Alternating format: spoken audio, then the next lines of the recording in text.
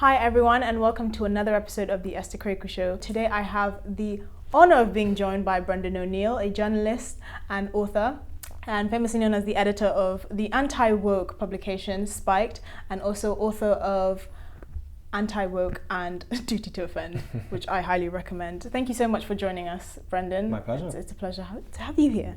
So you've described yourself as a Trotskyist Marxist. Do you care to explain a bit more? I still consider myself a Trotskyist, and I come from a Marxist background. I was in a party called the Revolutionary Communist Party back in the 1990s, years and years and years ago. I used to work for a magazine called Live in Marxism, so I come from a Marxist background. I don't particularly think Marxism is highly relevant anymore. I don't think it's going to come back, so I don't think the right needs to worry about the threat of Marxism. I think it's it's dead. It was a very interesting movement, but I don't think it's coming back in any meaningful way.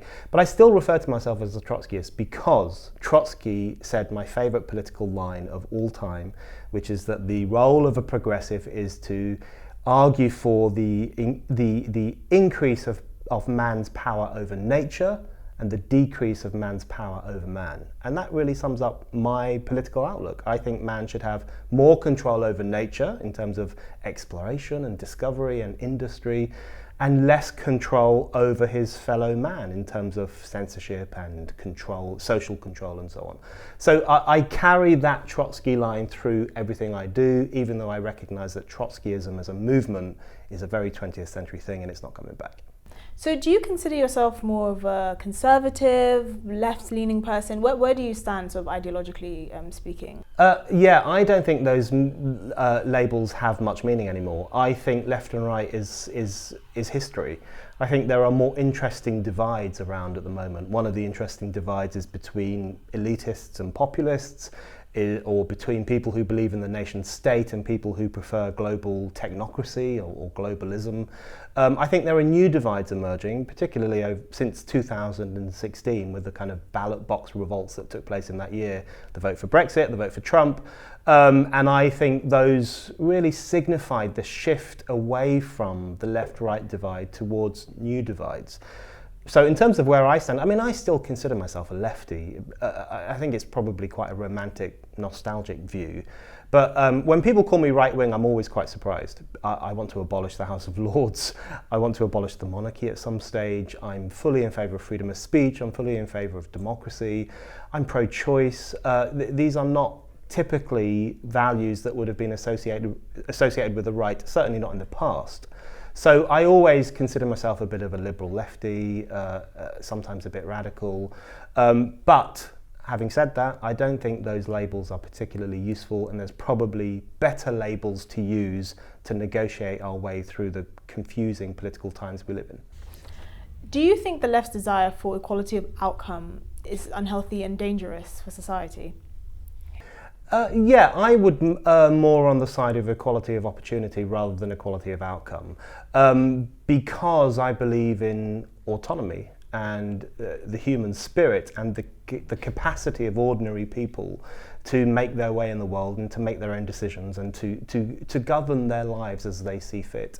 And I think the equality of outcome view of the world usually views the individual as a bit incapable, a bit rubbish, will always struggle and therefore needs constant leg ups, whether it's via the welfare state or whether it's via just any kind of social assistance. And social assistance, particularly when it comes from the state, can actually dull individual initiative and dull collective initiative too. I always think it's really interesting that in the US, after the American Revolution, the line was that it would defend life, liberty, and the pursuit of happiness. So not happiness itself, but the right of people to pursue it, which I thought was always a nod to the fact that people make their own happiness through their choices, through the decisions they make, through the life they choose to lead. And I think that aspect of human life, the ability to choose and to steer yourself, to determine your own destiny, tends to get left out when we talk about equality of outcome. So I'm more in favour of equality of opportunity. Many on the left have been consumed by this woke culture where you're sort of identified by how many oppression points you can rack up. Why do you think the left have succumbed to this mentality? I mean, that's the million-dollar question. The left has so fantastically lost its way. It's astonishing. I always think that the left has really turned its back on its founding principles. I mean, the left used to believe in economic growth. I mean, it was really geared towards the idea of economic growth in terms of early Marxism, and right through to figures like Sylvia Pankhurst, who was the most revolutionary of the suffragettes. Their argument was they wanted more production, more consumption. They wanted people to live really comfortable, wealthy lives. Now the left has completely abandoned that and embraced the kind of deadening, dispiriting politics of restraint and environmentalism and saving the planet. The left used to believe in universalism. It used to believe that there was a universalizing dynamic to being a human being.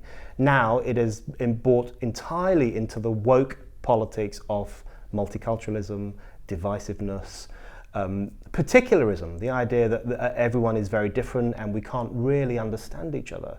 And the left used to believe it or not, some of your viewers and some of the younger viewers might find this difficult to believe, but the left used to believe in liberty. It used to believe in freedom of speech, right through the Western left, right through to the 1960s, and the counterculture was very much in favour of experimental thought, experimental publishing, experimental art, and it often fought back against right-wing establishments and conservative establishments that wanted to clamp down on that kind of speech. So in those three areas, in terms of economic growth, in terms of freedom, and in terms of universalism, the left has completely turned its back on those values. And I think wokeness sums that up perfectly, because wokeness is very green, it's very illiberal, and it's very divisive. It's obsessed with identity, it's obsessed with who you are as an individual and what distinguishes you from everyone else as a group in particular, which completely grates against the old left-wing idea of people coming together and having common interests. So my view of wokeness is that it represents the end of the left as we traditionally knew it, and the abandonment of every old left-wing principle. We've noticed that free speech has been, getting clamped down on campuses, even sort of our organisation Turning Point. We've been finding it difficult to get organisations verified in some universities, and just getting sort of platforms in these, in these education centres, or what they're meant to be. How do you think this happened? How do you think our universities became so anti-free speech? I think it's a disaster. I think if you can't have freedom of speech on a campus, if you can't have freedom of thought in a university, where can you have it? This is the place in which you are supposed to be able to experiment with ideas, take intellectual risks, say things that are quite daring and quite difficult and eccentric. But that's been completely clamped down upon, and in fact universities are becoming factories of conformism. They're becoming institutions which take young people on board and basically beat the eccentricity out of them, beat any kind of daring thought or radical thought or just non-politically correct, non-mainstream thought. Just beats it out of them and wants to turn them out as these kind of obedient, woke, right-on individuals. So universities increasingly do the opposite of what they're meant to do. They're meant to open the mind. They're meant to allow people the space in which they can think critically and say risque things for 3 years or 4 years. And now increasingly what they do is protect students, protect young people from difficult ideas, put them all in a safe space, surround them with cotton wool, and ensure that they never get subjected to something they might find offensive or disagreeable. And the problem there is that if you live inside a safe space, you become increasingly dogmatic. You lose your critical faculties. You lose the ability to engage with disagreement and to engage with controversy and to engage with people who have different opinions to yours. So the whole role of the university has been completely undermined by the rise of woke culture, and I think the collapse of freedom of speech on campuses will have a really detrimental impact on freedom of speech in society in the coming years.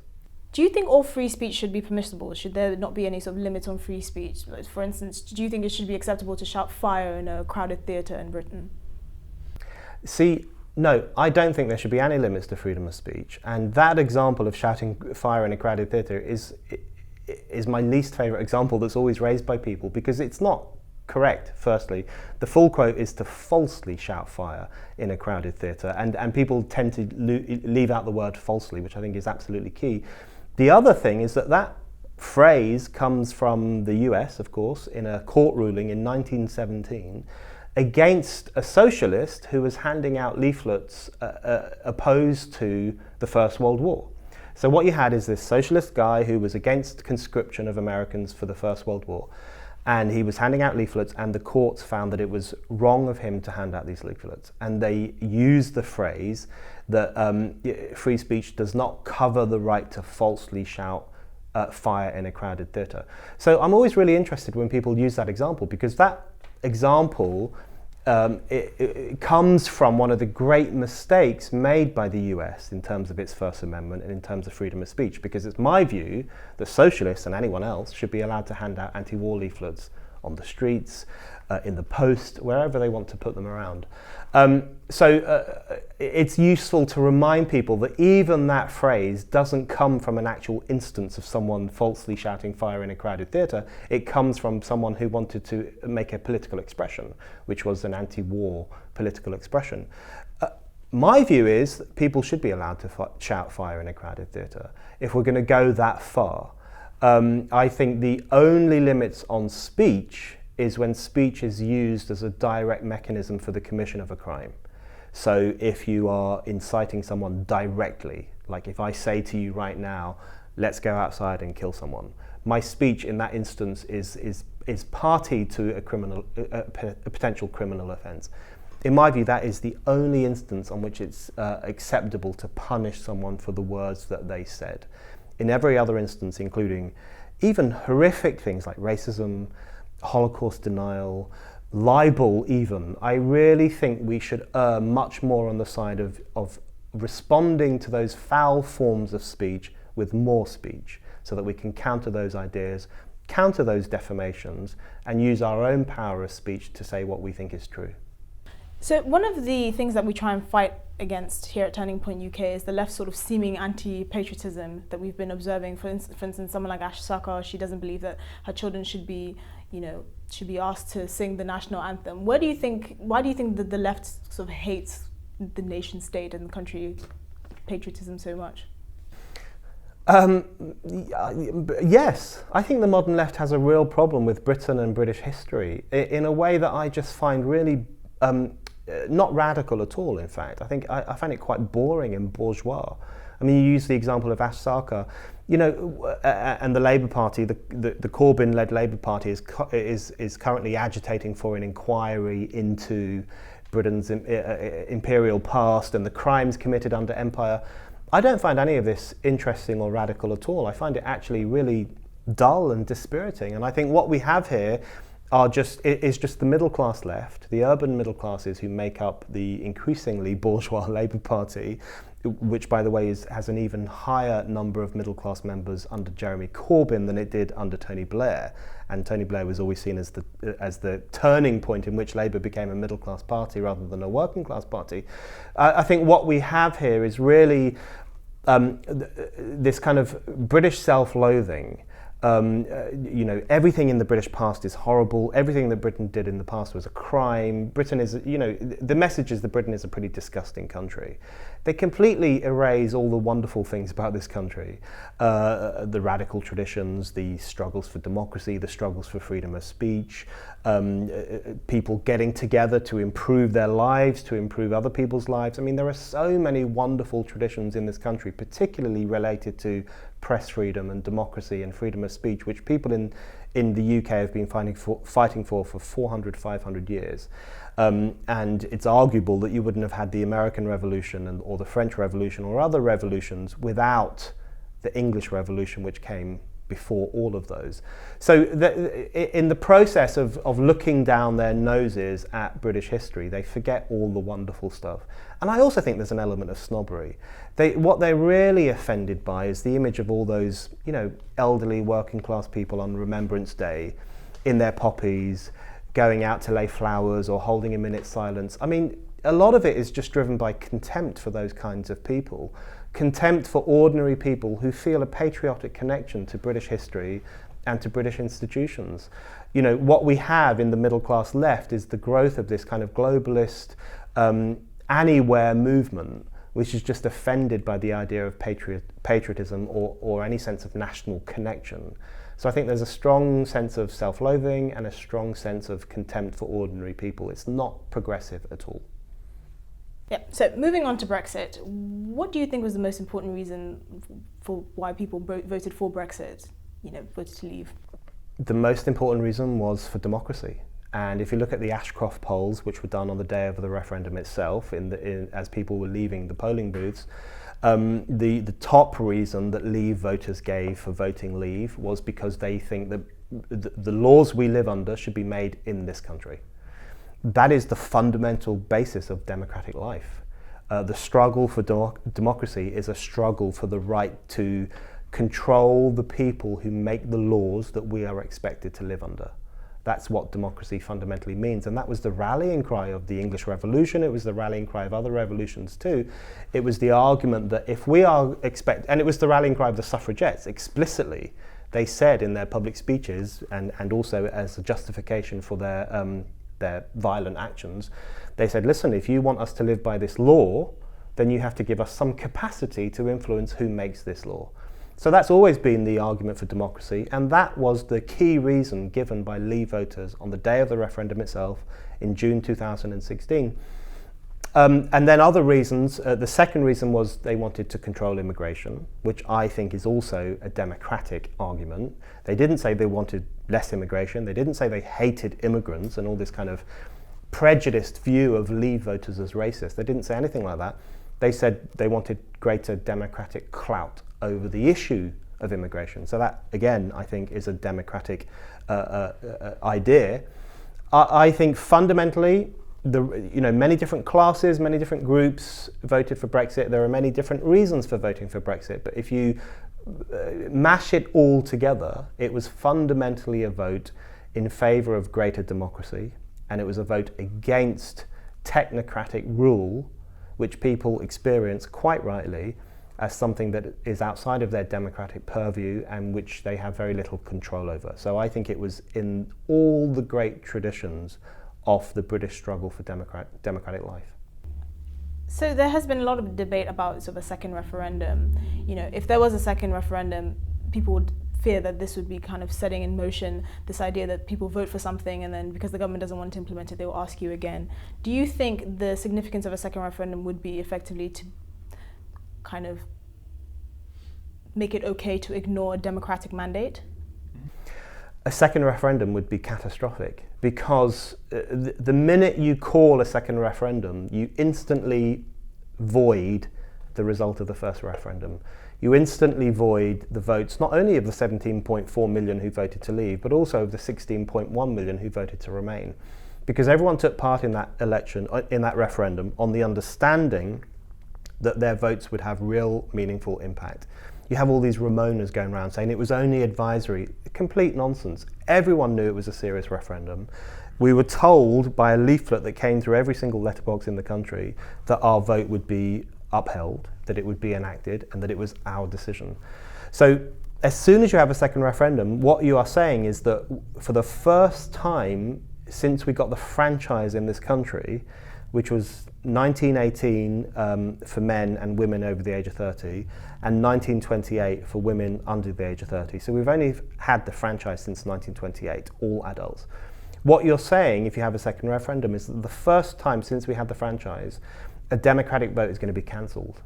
And it's going to be cancelled because you are stupid, and you are racist, and you made the wrong decision, and the elite knows better than you. This is the most dangerous message that the political establishment could send to the public, because I think, my view is that it would represent the trashing of democracy in this country. Not only the trashing of the vote for Brexit, which was the largest democratic act in the history of this country, but also the trashing of the idea of democracy itself.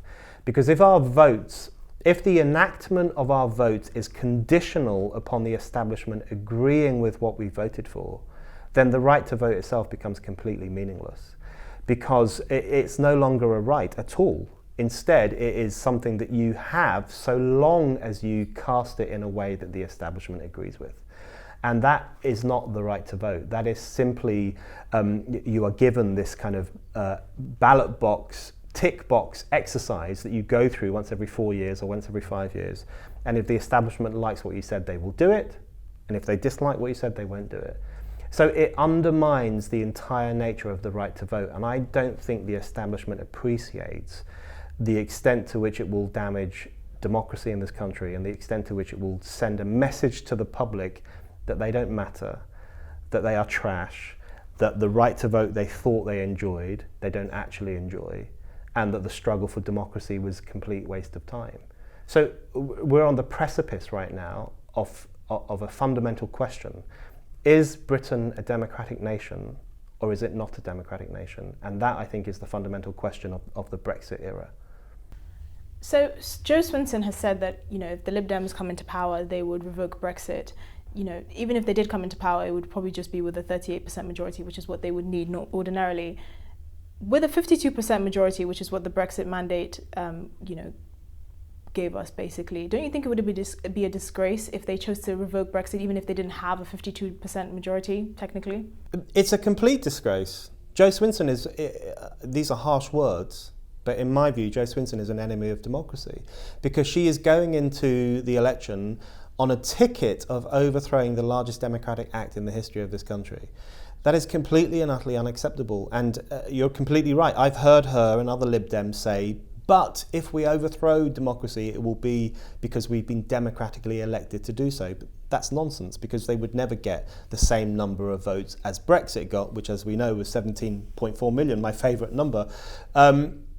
It's completely and utterly undemocratic, and the Liberal Democrats, someone should complain about them to the Trade Descriptions Authority, because they need to change the name of their party, because they're not liberal and they're not democratic.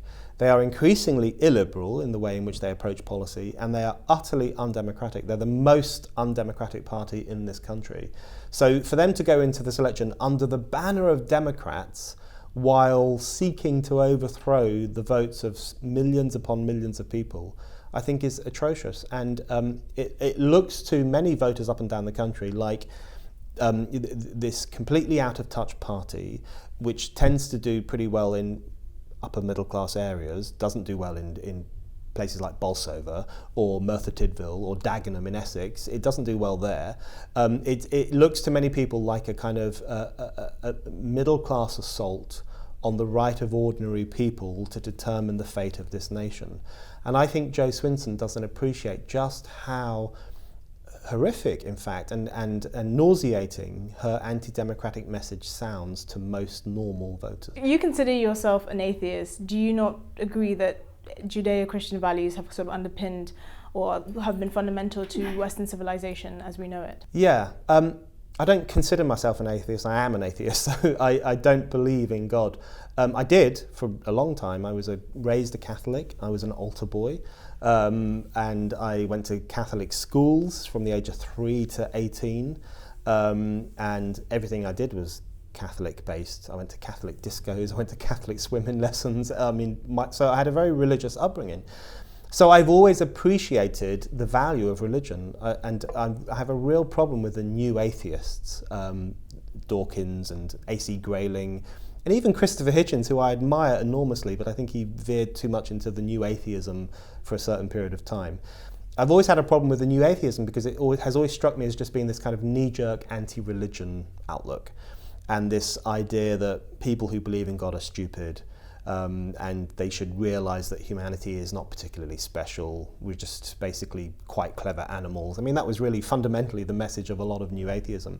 And I think it demeaned the value of religion, the historic value of religion, and Judeo-Christian culture is absolutely key to so many of the values that we celebrate today, and including the value of liberty, which didn't come naturally in all instances from Judeo-Christian culture, but it certainly came through the debates and the struggles and the conflicts within Judeo-Christian culture over time, the rebellions against the Vatican and the growth of Protestantism and the influence of Jewish culture in particular across Europe. All of these had a huge influence on the growth of freedom of conscience, which then gives rise to freedom of thought, which then gives rise to freedom of speech.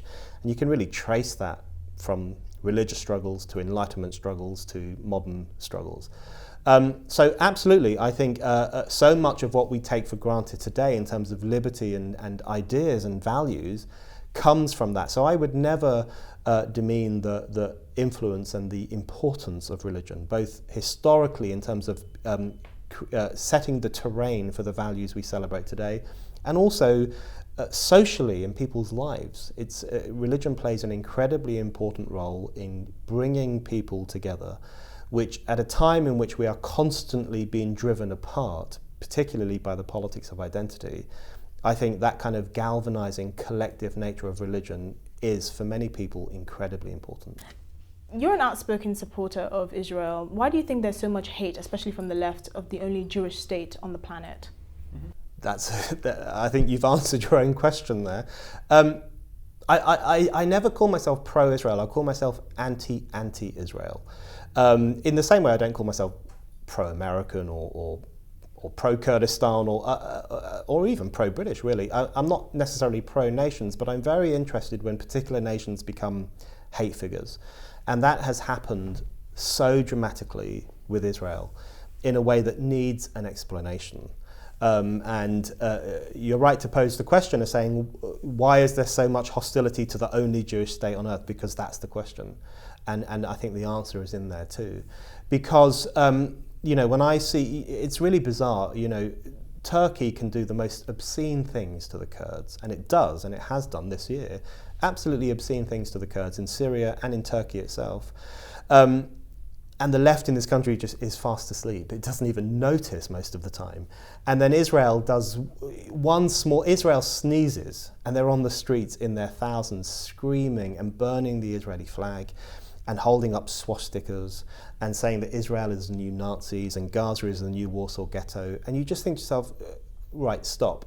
We need an explanation for this, the visceral nature of this hatred, the knee-jerk nature of this hatred, and the speed with which Holocaust imagery is marshaled towards their hatred of Israel. I think, my personal view, I would always maintain a moral distinction between being anti-Zionist and being anti-Semitic. They are potentially different things. You can be a critic of Zionism, and it doesn't mean you're an anti-Semite.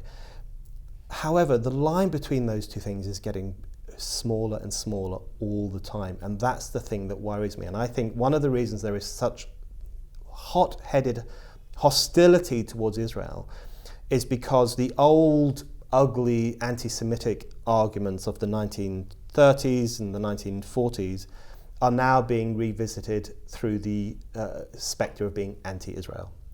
That's fundamentally what I think has happened, and what people used to say about the Jews, they now say about Israel. All of that stuff has been refashioned through the Israel issue, the blood libel, the idea that the Jews control the world, the idea that they are puppeteering Western politics and all politics essentially, the idea that they are the greatest threat to global peace. These were fundamental views of racist anti-Semitism in the past. Now they are the same views that are expressed through being anti-Israel, that they have this love of killing people, particularly children, that they are the greatest threat to world peace, that the Israel lobby is controlling British politics and American politics and all Western politics. It's the same old conspiracy theories, it's the same old hatred. So I'm increasingly concerned about the way in which hostility to Israel has become a supposedly acceptable way of expressing hostility towards Jewish people. And I think the left needs to have a serious word with itself about the extent to which it's making Jewish people or the Jewish state into a scapegoat for the problems of the world. You've been criticised for being sort of a climate change skeptic. What do you say to your critics that say you're sort of ignoring a scientific consensus? I am a climate change skeptic. I'm proud to be one. I'm not a climate change denier, so I recognise that climate change is happening, and I expect that human industry is having an impact. It would be amazing if it wasn't. The amazing impact that humanity has had on the planet and society since the Industrial Revolution in particular, it would be remarkable if such great industry and progress didn't have some kind of impact on nature. So I accept all of that, but my issue with the climate change alarmism and with the politics of environmentalism is that it is a very backward, moralistic, anti-progress movement. And the argument seems to be we need to shrink the human footprint, we need to rein in human progress, we need to rein in industry. We can't possibly allow the developing world to have what we have, because then the planet will just go up in smoke. It's this kind of hysteria, this idea, as Greta Thunberg puts it, the house is on fire, we're all going to die in 10 years' time or 11 years' time, and therefore we need to have a complete stop on economic growth. I just think in a world in which 3 billion human beings still live in dire poverty, it is actually pretty morally repugnant for wealthy, middle-class Westerners from Sweden or the UK or the US to go out on the streets and campaign for an end to economic growth. That is a luxurious position for people to be able to take. I think it represents a complete absence of solidarity with our fellow human beings who are struggling to live. And I would put the humanist case that we need to liberate mankind from poverty. And once we have liberated mankind from poverty, then we can devote our resources to cleaning up the environment. But this is about priorities. And in my view, the priority is to ensure that everyone has as comfortable a life as we have. And then once we've done that, we can talk about clean air, fresh air, clean water. I think environmentalists get their priorities completely wrong, and they end up sounding miserabilist, misanthropic, anti-human, and hysterical. So I would urge all proper progressives and conservatives and people of all political persuasions to challenge the politics of climate change and to challenge the depressing low horizons that it wants to project onto the world. Okay, this is the quick fire round. I'm just gonna, shout a bunch of options at you. Do I answer this? Well, you have to choose. Oh, it's a so quick I'm fire. actually engaging in this one. it's just the quick fire round, okay? So I'm just going to ask you, All right. which would you rather, but like the politics edition. Okay. All right? Okay, so who would you rather get a drink with, Greta Thunberg or Hillary Clinton? Oh my goodness. Thunberg, because at least she's young and impressionable. Is it even legal to? Well, probably not. Maybe like iced tea. She can have iced tea. Who was the better Prime Minister, David Cameron or Tony Blair? Oh, that's a bad choice. I'll have to say David Cameron, because at least he didn't invade Iraq. Yeah, I think that's a good consensus there. Who is a bigger national security threat? Or what is a bigger national security threat? Climate change or terrorism? Terrorism. Climate change, I think, is overblown. Yeah. Well. Who do you think is more annoying, Joe Swenson or Nicola Sturgeon? Oh, wow. That's a tough choice, but it's got to be Swenson. I loved a recent poll which said the more British people see Jo Swenson, the more they dislike her, which I think is a perfectly normal reaction. That's so horrible. It's a real poll. It's a genuine poll of opinion. Really? The more people what was see... their sample size? I don't know the sample size, but I trust this poll more than any other because it tallies with my opinion of Jo Swenson. So far as it's in line with what I think it's correct. All right, well, thank you so much for coming, Brendan. It's been a pleasure having you. Thank you. Thank you.